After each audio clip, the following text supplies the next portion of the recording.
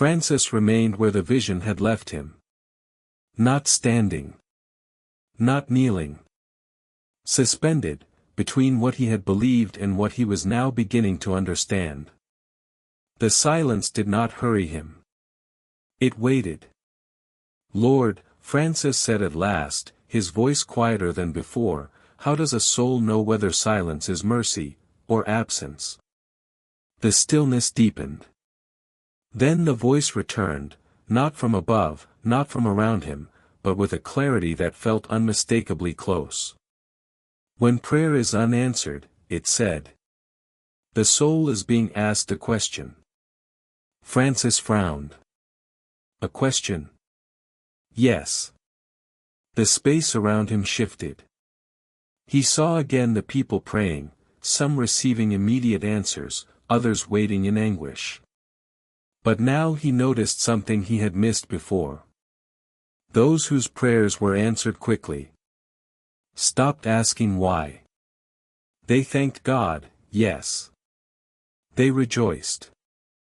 But they did not change. Their lives resumed, only slightly adjusted, still centered on control, comfort, outcome. Then Francis looked again at the ones whose prayers went unanswered. Their lives slowed. They questioned themselves. They examined their hearts. They listened longer. The unanswered prayer, the voice said, reveals whether the soul is seeking God, or seeking relief. Francis felt the words press into him. "So the silence tests intention," he said. "It exposes it," the voice replied. The scene shifted again. Francis saw a man kneeling in prayer, begging for success. The prayer was unanswered. Frustration turned to anger. The man stood and walked away. He wanted the gift, Francis said quietly. Yes. Another knelt, pleading for healing. The silence stretched painfully. The prayer remained unanswered. But the woman stayed. Her words grew fewer. Her posture changed. Her fear softened into surrender. "What does she want?" Francis asked. "Me," the voice answered. Francis closed his eyes. "And when the soul wants you, what happens?" The voice paused. "Then the prayer has already been answered." The space grew still. Francis realized something then, something that unsettled him more than any warning he had received before. Unanswered prayers were not failures. They were invitations. "Lord," Francis said slowly, "what should I tell the people?" "Tell them this," the voice replied. "When God is silent, do not assume he has turned away. Ask instead," it continued, "what kind of prayer you are offering, and what kind of soul you are becoming while you wait." The vision began to fade. Francis found himself back in the chapel, the candle burned low, the air ordinary again. But he was not.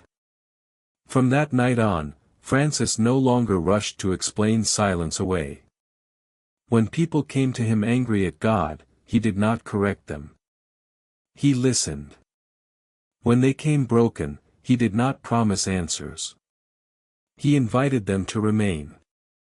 And when they asked him why God had not answered their prayers, Francis answered with words that stayed with them long after they left. Because sometimes God is protecting you from receiving what would keep you from Him. And those who stayed long enough in the silence, without demanding relief, began to understand. Not every prayer is answered with a gift. Some are answered with a change of heart. And that answer, Francis knew, was the most dangerous one to ignore. The understanding did not bring Francis peace. It brought responsibility. In the days that followed, people began to come to him in greater numbers, not because their prayers were answered, but because they were not. They came angry. They came ashamed. They came convinced they had been forgotten.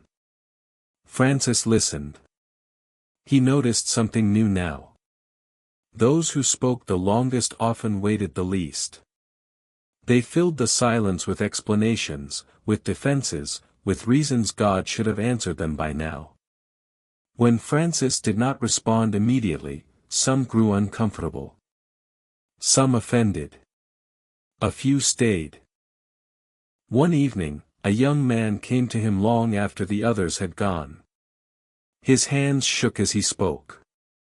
"I have prayed for years," he said. "I have done everything right.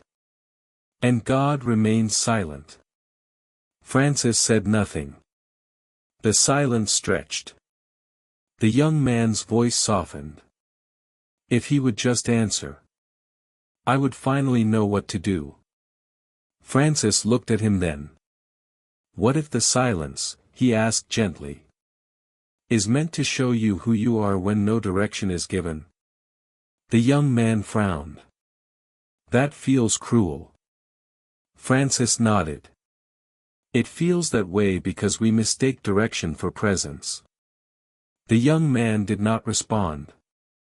His eyes dropped to the floor. They sat together a long while after that.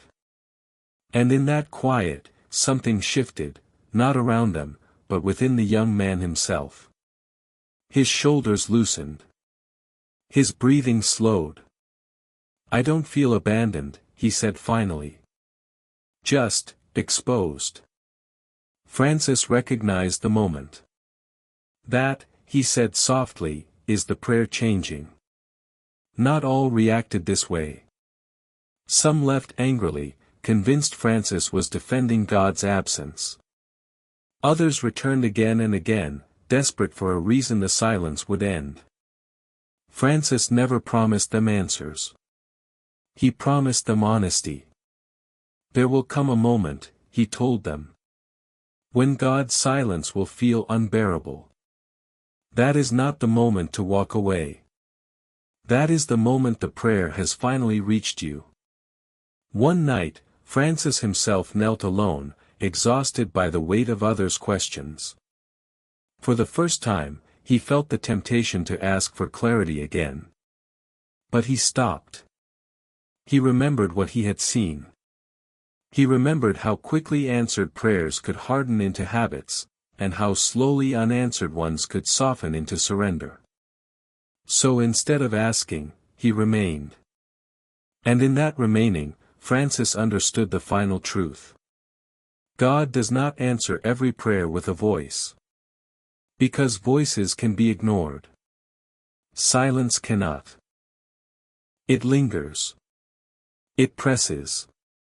It reshapes the soul quietly, patiently, honestly. And those who endure it without fleeing, without bargaining, without demanding relief, discover something rare. Not the answer they wanted, but the presence they were praying past all along. The warning came quietly. Not in a vision. Not in a voice. But in a realization Francis could no longer ignore. He saw it in the people who left too soon. He heard it in the prayers that never slowed. He felt it in himself, on the nights when silence pressed hardest. Most souls, Francis understood, do not flee God because he is harsh. They flee because he is quiet. Silence removes every excuse. Every disguise. Every carefully constructed version of who we think we are. Francis began to say this to those who stayed long enough to hear it. When God does not answer, he told them, do not rush to fill the space. Do not replace him with noise. Remain. Some looked frightened when he said this. Others angry. Because remaining meant there would be no quick relief. No clear instruction. No proof they could hold up and say, see. I was right. Remaining meant letting the silence work. And silence is slow. It reveals what prayer often hides. What we love most. What we trust least. What we are unwilling to surrender. Francis watched many people reach this moment. Some turned away the instant they realized God was not going to rescue them from themselves. Others stayed, trembling, uncertain, exposed. And those who stayed changed. Not outwardly at first. But inwardly, irreversibly. Their prayers grew simpler. Their demands faded. Their attention deepened. They stopped asking when God would answer. And began asking who they were becoming while he waited. Near the end of his life, a brother asked Francis the question everyone carried. "Father, how do we know if God is silent because we are wrong, or because he is near?" Francis thought for a long time before answering. Then he said, "If the silence makes you bitter, you are still praying for control. But if the silence makes you honest, then God is closer than you think." Francis died without ever claiming to have solved the mystery of unanswered prayer. But he left behind something more dangerous than answers. He left a warning. That the greatest risk is not that God will refuse to speak. It is that we will refuse to stay long enough to hear what his silence is already saying.